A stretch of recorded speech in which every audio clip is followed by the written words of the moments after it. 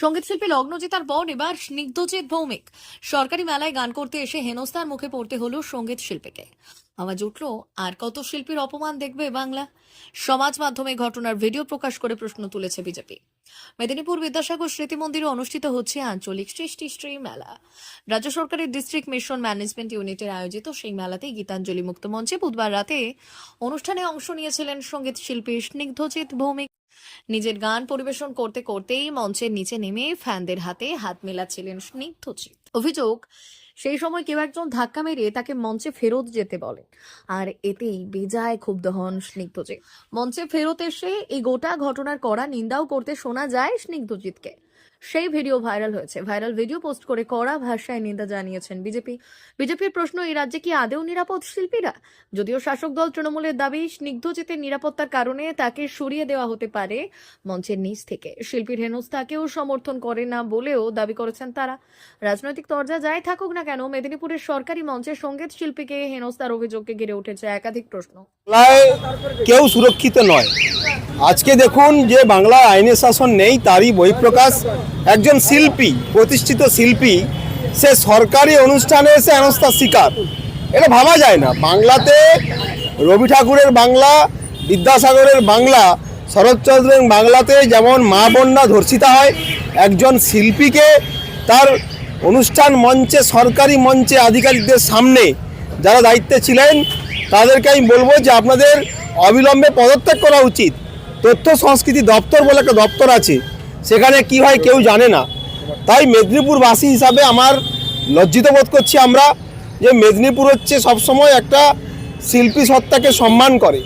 সেই শিল্পী যদি মেদিনীপুরের মাটিতে এসে হেনস্থার শিকার হয়, তাকে যদি কিছু লাল চুল কানে দুল যুবা তৃণমূল যাকে বলা হয়, তারা নিজের গায়ের জোরি করে তারা দালালি করবে, এই দালালিপনা থেকে আমরা চাইছি বাংলা বেরিয়ে আসুক। যারা যারা যুক্ত আছে এর সঙ্গে তাদেরকে চিহ্নিত অবশ্যই করা হয়েছে, ভিডিওতে আমি দেখিয়েছি। তাদেরকে সাসপেন্ড করতে হবে এবং এই ধরনের লজ্জা বাঙালির লজ্জা, জাতির লজ্জা, সমাজের লজ্জা, বাংলার লজ্জা। দাদা, এর আগে পূর্ব মেদিনীপুরে দেখা গিয়েছিল লগ্নজিতাকে হেনস্থা করা হয়েছিল, এবার স্নিগ্ধজিৎ, তাহলে কি নিরাপদ নয় শিল্পীরা এই বাংলায়? কেউ নয়। আপনি দেখুন, যারা শিক্ষিত সমাজ তারা নিরাপদ নয়, যারা মা বোন তারা নিরাপদ নয়, যারা শিল্পী তারা নিরাপদ নয়, যারা ডাক্তার তারা নিরাপদ নয়।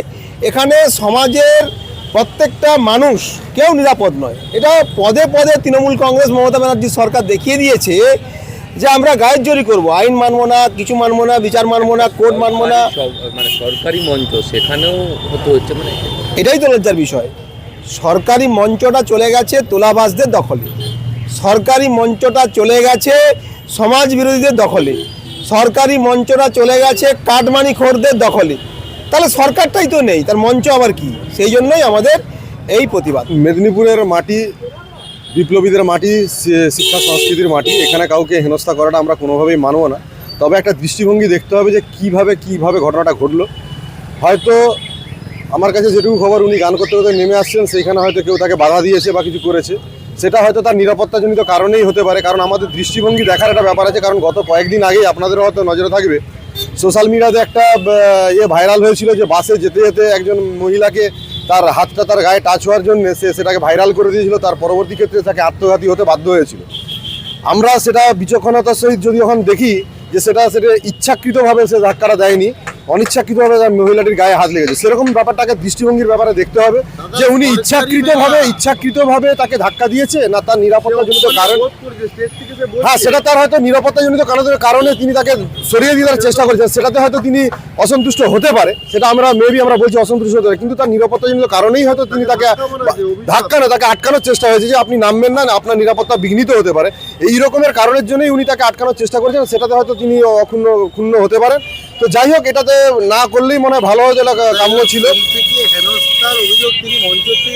দেখুন, এটা পরিকল্পিত হেনস্থা নয়। হেনস্থা করলে তাকে ডেকে আনা হতো কেন? তাকে তার ফ্যানরাই তাকে, আমরা যখন কোনো প্রোগ্রাম করি, কাউকে যখন ডাকি, আমরা তার ফ্যান না হলে তাকে ডাকি না, আমরা তাকে ভালোবাসি, ফ্যান বলেই তাকে ডাকি। আপনারা যেটা বলছেন বা উনি যেটা হয়তো ক্ষুণ্ণ হয়েছেন, আমি বারবারই বলছি তার নিরাপত্তাজনিত কারণে, তাকে নিরাপত্তা যদি কোনো ব্যাঘাত না ঘটে তাকে আটকানোর চেষ্টা করা হয়েছে, তাতে হয়তো তিনি ক্ষুণ্ণ হয়েছে। তাকে ব্যাপারটা যারা প্রতিনিয়ত বাউন্সাররা তাদের সঙ্গে থাকেন না, তারা করেনি।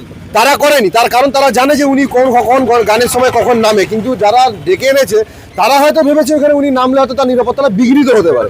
ব্যাপার- মেলা। হ্যাঁ, সরকারি মেলা, তাই জন্যই আরো বিশেষ করে যাতে তার নিরাপত্তায় কোনো ব্যাঘাত না ঘটে তার জন্যই উনি হয়তো করেছেন, সেইটাতে হয়তো উনি ক্ষুণ্ণ হতে পারে, হতে না, পারে। কে করেছে সেটা তো এখনো স্পষ্ট নয়। আমরা বলছি যে কেউ যদি সরকারি মেলা বলে যাতে কোনো রকম ভাবেই তার দুর্ঘটনা না ঘটে সেইটার দিকে বিশেষ নজর রাখার জন্য হয়তো আটকানো হয়েছিল, তাতে তিনি হয়তো ক্ষুণ্ণ হতে পারেন। আমি বলছি তাতে হয়তো ক্ষুণ্ণ হতে পারে, কারণ তিনি হয়তো অভ্যস্ত নয়, তিনি গান করতে করতে নিচে নেমে যায়, দর্শকদের শ্রোতাদের সঙ্গে হাত মিলান, এ করেন, এটা তার পরিচিত অভ্যেস। কিন্তু যারা ডেকে আনে তারা হয়তো ভেবেছে এখানে গেলে যদি কোনো নিরাপত্তায় ব্যাঘাত ঘটে তাহলে সরকারের বদনাম হবে, এইরকম ভাবার জন্য তাকে হয়তো কেউ আটকানোর চেষ্টা করেছে, তাতে তিনি হয়তো ক্ষুণ্ণ হয়েছে, হতে পারে, কিন্তু এটা না হলেই হয়তো ভালো। হেনস্থার ঘটনা ঘটে তাহলে কি শাস্তির দাবি জানাবেন? দেখুন সেটা হয়তো প্রশাসন সেটা দেখতে পারে, দেখে এরা যদি কোনো ইচ্ছাকৃত বা কোনো রকমভাবে এটা হয় তখন সেটা ব্যবস্থা নিতে পারে, কিন্তু আমার মনে হয় না এটা সরকারি মেলাতে এরকমভাবে হেনস্থার কোনো হয়তো ব্যাপার। হয়তো আমি বারবারই বলছি যে তাকে নিরাপত্তাজনিত কারণে হয়তো তাকে আটকানোর চেষ্টা হয়েছিল, যদি হয়তো হয় তাকে তদন্ত করে দেখা উচিত। কি না আমরা বুদ্ধ মণ্ডল, কি দায়িত্ব আছে? জেলা তৃণমূল যুব কংগ্রেসের সাধারণ সম্পাদক।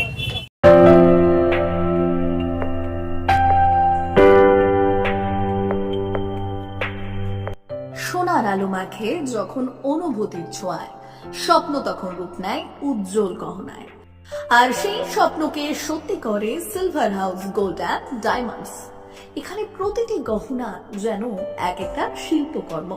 এখানে পাবেন ইউনিক ডিজাইনের 22 carat HUID gold ornaments, exclusive silver collection, premium cut diamond jewellery এবং রেয়ার প্লাটিনাম কালেকশন। গুণমান ডিজাইন আর বিশ্বাস, আপনার প্রত্যাশা পূরণেই আমাদের অঙ্গীকার। গহনা শুধু অলংকার নয়, এটা আপনার স্টাইল, আপনার অনুভূতি, আপনার পরিচয়। আর সেই পরিচয়কে দেবে সত্যিকারের আভিজাত্য। Silver house gold and diamonds, ঠিকানা বেলদা, পশ্চিম মেদিনীপুর। যোগাযোগ নাম্বার 9476409501 অথবা 8695500644।